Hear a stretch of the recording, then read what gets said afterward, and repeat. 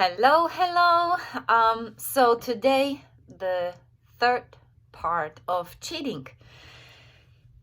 You know, infidelity is one of the toughest setback for a relationship to overcome. And yes, it is true that majority of the relationships fall apart in the aftermath. But infidelity can also be the catalyst for positive change. No matter if you leave or you stay in that relationship, infidelity brings a positive change. I know it's hard to accept, but listen to it. So hello, this is Ella from joyfulnewlife.com. That's for those who have not met me yet. This is our third part of cheating series, and I was really hoping to wrap it up today, but there are so many questions and additional information to share with you that we may have some more topics about it in the future. Today we'll discuss 10 ways, actually it's 11 ways, to help you fix your relationship after either you or your partner cheated. So, the most overwhelming cause of infidelity is not lack of attraction, it's lack of emotional connection. So check the video part 1, as cheating part 1, to discover the causes of cheating. Also check the part 2 to see how it hurts and what happens to all the people involved. The first initial question that the clients whose partners have cheated on them is like, did it happen because I'm too ugly? Or did it happen because I'm too fat? I'm too skinny. That's for guys usually. No girl says I'm too skinny. And while changing attraction can be a factor, most of the time the cause is not physical or even circumstantial. It's deeper than that. So check out the link in the description to cheating part 1 and 2. The work necessary to heal within a relationship that has been touched by infidelity can be massive, but it is not impossible. It's not an easy thing to heal from infidelity, but couples who find success staying together after someone cheats have one main thing in common. They are willing to process the potential symptoms that may have contributed to the affair versus focusing solely on the act of the affair itself. So there's a lot of work to be done, and the road is long. For the partner who had the affair, there is work to be done regarding lack of connection or communication. And you know what? Most of the time, they've had some need that has not been met by their partner. And when we dig deeper, that's usually because they haven't felt secure enough or know how to express that need. And for the other partner, it's the matter of attachment and, of course, security. So let's jump right into the necessary steps to help to move forward when someone cheated. Step 1, don't automatically assume that the relationship is doomed. Once your partner finds out that you've been involved with someone else, or once you fess up because it was you who cheated, it may seem like the easiest thing to do is run. But the relationship experts say that leaving a damaged partnership often is a bypass. It's a way to avoid taking responsibility or recognizing your own faults. Both of you are doomed to repeat the pattern if you will not heal through what happened, and we will discuss it. Instead, assume that staying together is equally possible if you are willing to put in the hard work that is required. In fact, the sex and relationship researchers and experts know that if a couple can get through an infidelity and restore the trust in the relationship, they can actually come out on the other side a much better and stronger couple. To recap the steps is take in consideration that there are two equal possibilities, stay or leave. It really depends on the next steps. So let's move on. Step 2. Intentions must be a two-way street. You see, rebuilding trust is about the intentions of both partners. Are both parties open to working through what happened? Or is one going to hold a grudge? Or is the one not fully open and only says partial truth? For true and authentic healing, this process has to be a two-way street. This takes different amount of patience and grace from person to person or from couple to couple, and that's perfectly fine. But if both you and your partner want to take the necessary steps to heal from an affair, you may come out even stronger than before if you handle it the right way. And I'm giving here the word of caution. Do not play the blame game. Openly and truthfully, and I will emphasize the word truthfully here, because we'll discuss it, what it means in a few minutes. So openly and truthfully discuss every question each person has. That's not to be confused with justifying the decision to cheat by, for example, pointing to issues in the relationships as your excuse. But if you are able to get real with your partner on what hasn't been working without playing the blame game, it's a good sign that your relationship has the potential to be repaired. Step 3, make sure there is a remorse. There's need to be an adequate level of remorse. And what's the remorse? It's this deep regret or guilt for a wrong committed. It's contrition, it's repentance, it's the conscious of the act. So if you are the partner who has cheated, do you really feel deeply sorry for what you've done? It can be something that can in any way come off nonchalant. There has to be a deep sense of regret and remorse for what happened. Think about your partner. Think about her or his pain that was caused by your infidelity. Can you see them? Can you picture their wound? Can you feel their pain? Tune into their emotion. And now tune into your own emotion. Can you feel a deep sorrow that you have caused them this pain? Can you feel in your heart deep regret that your actions have put them and you through that pain? I want you to feel it. No matter what deep cause contributed to your infidelity. If you don't feel remorse for hurting your partner, no healing can really take place. Put your ego self on your shoulder just for a moment. Forget for a second about what your own pain from the past is and concentrate on your partner who you betrayed. Can you feel your heart going to them and trying to soothe their pain? If so, you are really ready to heal yourself, help heal them and your partnership. And what if it is your partner who cheated on you? You are hurting. Your pain blinds you. It is so painful. You think your heart is going to explode. You feel like you are dying. You feel many emotions at the same time. Anger, sadness, blame, insecurity.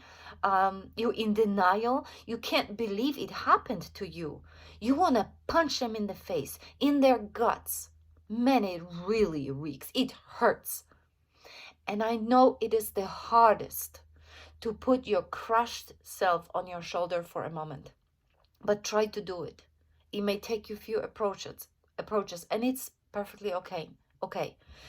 Try to sense with your heart if your partner is truly sorry for what he or she has done. Put your ego on the shoulder and tune into their heart just for a moment.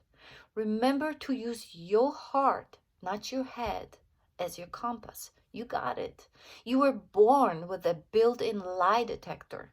It is inside your heart, not inside your head. This is why I'm asking you to put your own ego, your crushed and shattered ego, whose job is to really protect you. I want you to put it temporarily on your shoulder. And when you do that, and you're not feeling that remorse from them, that's going to be something that you're going to want to look for as a starting point for you to get back on the same track. Step 4, acknowledge that you've created a problem. And this step is about the partner who cheated. It might seem simple, but if you don't come to the terms that in fact you messed up and therefore you messed up the relationship, the healing process won't go anywhere.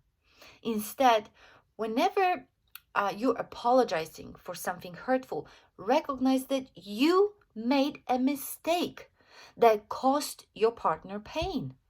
Even if the affair was only the tip of the iceberg when it comes to problems in your relationships, in your relationship, problems for which you blame your partner probably, you've got to take responsibility for your personal transgressions. Then and only then you are able to heal yourself and the relationship. Then and only then. Even if your current relationship will not be able to make it through this, you will not repeat the pattern going forward in the future relationships. You just have to take responsibility. Step 5, be honest why it happened. So now we are getting to the juice of all of it. I promised you at the beginning when I emphasized the word openly and truthfully, that I will explain it. This is the hardest step and will largely dictate whether or not you'll both be able to move forward. People can make poor choices at times. So the question then becomes, does that poor choice and symptoms that are occurring now have to dictate the future of a relationship? And the answer largely depends on the motivating factors behind the affair. Infidelity has many driving forces, like the psychological and spiritual reason, part 1, link in the description, underlying unmet needs in the relationship, poor communication, attachment difficulties, and even antiquated gender roles. These are all driving forces for an affair. And infidelity is very complex. There is a lot of depth and complexity to why people might cheat and how you can find a way back to each other. This is why the insight is crucial. The why is the most important piece. Why did this happen? Where was the breakdown of the relationship? What was it in your relationship that ultimately caused the two of you to have an open door for someone else to walk into it? Having that insight in your relationship is going to be the key. So, if the person who cheated is not willing to be upfront about what happened or starts pointing blame, repairing things might not be possible. The reasons cannot be overly simplified, like, oh, I'm just a man, or it just happened, or I'm from macho culture. That's what every guys do in my culture. No, it cannot be like that. Or you're just never there for me. The only way to rebuild trust is to be completely clear why it happened, because understanding the why is imperative when faced with a similar situation in the future, so a different choice will be made. Let's say a husband admits that he's a sex addict and he seeks out therapy on his own to work through this. Let's say a wife has been abused or sexually molested or raped, and now relieves that trauma through her affairs. And she can seek the therapy on her own to work through it. I'm just giving examples. Of course, the roles can be completely reversed, right? A good therapist or coach can help you figure out the root cause. And if you don't want to have a therapy or you can't afford it, be very freaking honest with yourself. Check part 1 and really hone in on your root problem by yourself. You can lie to others. You can even lie to yourself. You can tell a story to yourself. But when you sit down and face the actual truth, you are really able to figure it out on your own. Lying is a huge part of betrayal, which is why I encourage the person really, who cheated to be brutally honest about all the details of the affair to move forward. Not just the ones that will hurt the partner the least. Don't say the partial truth. Don't cover up things. Don't sugarcoat it. Don't oversimplify it. Be brutally honest. The cheater has to be completely transparent and answer all and any questions. If your partner has a question about the affair, answer it to the best of your ability. After all, it would be pretty awful if you kept certain details hidden only to have them surface later on. The most important thing to remember is always be looking through your partner's eyes, both of you. This level of transparency needs to continue for as long as it takes to build that trust back up again. It is a key to healing process. If you are the one who cheated, that could mean giving up things that make your partner uncomfortable, like going out with the boys after work, like giving your partner access to any and all electronics, emails, passwords, and such. Telling your partner where you're going and who you will be there with. That might mean letting your partner know if you receive an email from the person you were involved with and if you decide to respond. You see, it seems humiliating in the short term, but you need to understand that that is how you are going to rebuild trust. You are going to have to set other things aside for a while, and you are really going to have to pour into this relationship in order for it to have a fresh, strong, new foundations. You are going to have to be totally transparent and put as much effort in your relationship as you did when you met first. Let's move on to step 6. Limit the time that you talk about infidelity. That's very important step too, because once the unfaithfulness comes to light, it's easy for both partners to end up talking about it constantly. Why it occurred, exact detail of where and when it happened, going back to why, and again how, and why. You know, people have a tendency to become obsessed, and it can backfire. This is why psychologists suggest that the two of you should instead give yourself about 15 minutes every day or every time you discuss the betrayal, and then move on to do something else. It's better to take small bites and allow time to process the pain and the information. Everyone needs time to digest everything. You need positive distractions like seeing a movie or going out to dinner together in between talks. Plus, think about a cheating partner being interrogated and drilled 24/7. Not even a prisoner who is arrested and sits in interrogation room is grilled 24/7. So limited time to talk about the infidelity can be really important for the future of the relationship and for the happiness of both partners. So be kind to the cheater if you decided to stay with him.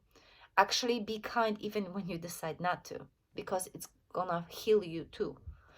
But also, a person who cheated needs to be patient by answering many questions truthfully, openly, transparently. No half-truths, okay? No trying to protect the partner from the details. The betrayed partner can decide when he or she is ready to talk less or stops talking about the infidelity. It will happen. Let's move on to step 7. Figure out what drove you to cheat. Maybe it happened after the office holiday party, when you suddenly notice that the woman who shares a cubicle with you looks a lot better, a lot hotter when she isn't hunched over spreadsheets. Maybe it happened when your neighbor was always there for you when you needed him. He paid attention to you, noticed you, listened to you. Even so, it doesn't matter what. But infidelity is rarely the results of a momentary lapse in judgment or attraction to someone else. Instead, it's important to get to the real root of the issue, to the why from the previous steps. Did you feel lonely in your current relationship? That's why it happened when your neighbor was paying attention to you. Did you feel a consistent lack of sexual gratification from your partner? Did you feel like you can't communicate with your partner about your needs not being met?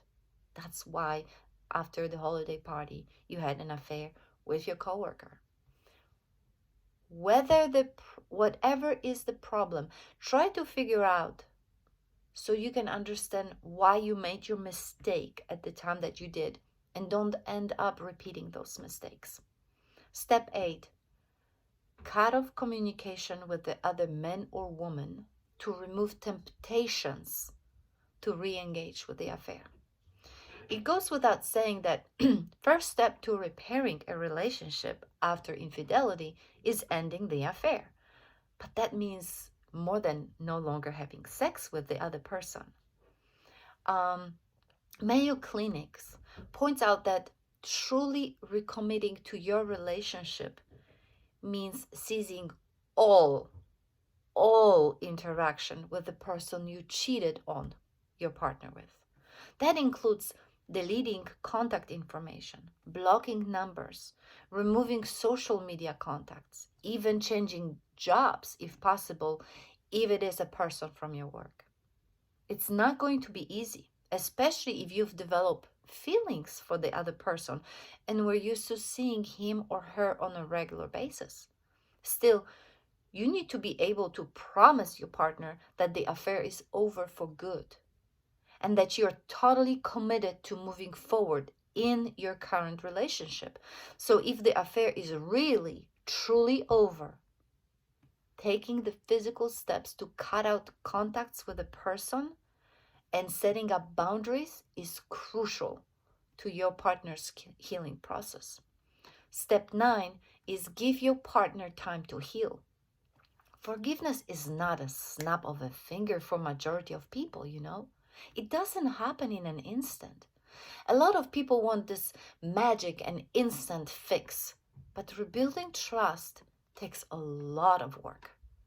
This can be frustrating for the partner who cheated, but forgiveness that is authentic is much more important than forgiveness that is quick, which can cause even more problems down the road because the person didn't go through all the grieving process. So in the ideal world, the unfaithful partner could just say, I'm sorry, and win back the other partner's affection. But in the real world, it can take at least a year for a betrayed partner to feel that he or she is able to trust you again.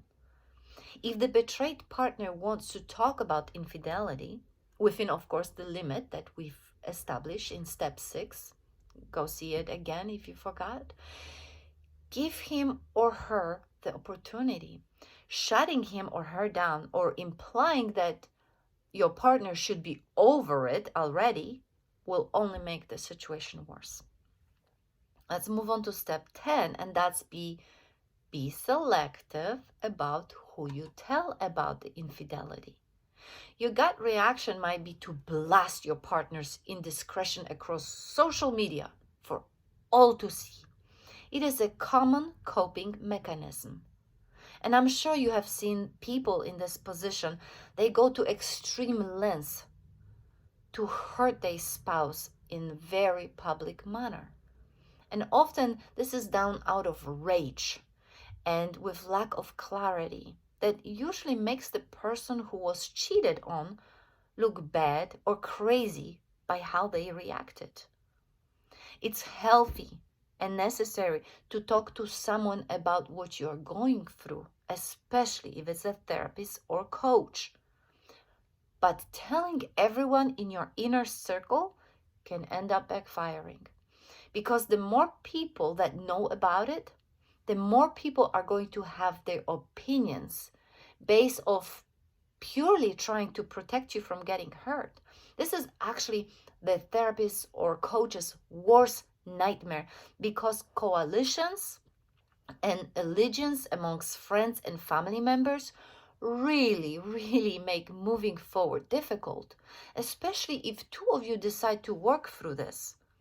The person who was cheated on may be able to forgive and move on, but the family still holds to this intense grudge, hurt, pain, hatred that usually puts more pressure on already vulnerable relationship that is trying to rebuild and move on. If you cannot afford or don't want to hire a coach or a therapist, find support or create a blog for betrayed wives, husbands, spouses, whatever you want to use to search for it or creating it. Such blog can connect you with others who are also victims of infidelity. I know that you may be desperate for a community of people who know what you are going through and who will not judge you like your family or friends. Having a support system plays a large part in a healing process. And unfortunately, our culture lacks real understanding around how devastating and complex infidelity really is. It can be really painful to share your secrets, only to have someone respond to you, "Well, I don't understand you. I won't put up with it. You're crazy to even consider forgiving this son of a," or this Beatrice. Well, okay, step 11. Seek professional help. Consider working with a licensed therapist or a coach, relationship coach, who can help you get through this. After an affair, it can be really hard to know what to do or even where to start. If the conversations you are having with your partner feel like you're not getting anywhere, consider working with a licensed therapist or relationship coach who can help guiding you through the process. You know, not every duo will decide to engage in couples therapy, and that's okay. But keep in mind that a licensed therapist or relationship coach can help the two of you figure out how to move past the affair by thinking about the factors that motivated one person to be unfaithful. You can learn how do you take the learnings from what has happened and how do you put it in actionable change. The therapist or coach can also help you come up with specific ways to restore trust and maintain a stable partnership. You need a neutral party in the conversation. And believe it, family and friends are not neutral. They always take sides to protect you guys from hurt, and that's normal. Such therapist, for example, or coach helps identify what underlying unmet needs can be recognized and processed within the couple's relationship. During the investigative stage of therapy, couples often have the ability to seek understanding, to find compassion, to have greater potential to problem solve everything and move forward. Remember that your relationship is going to have to change.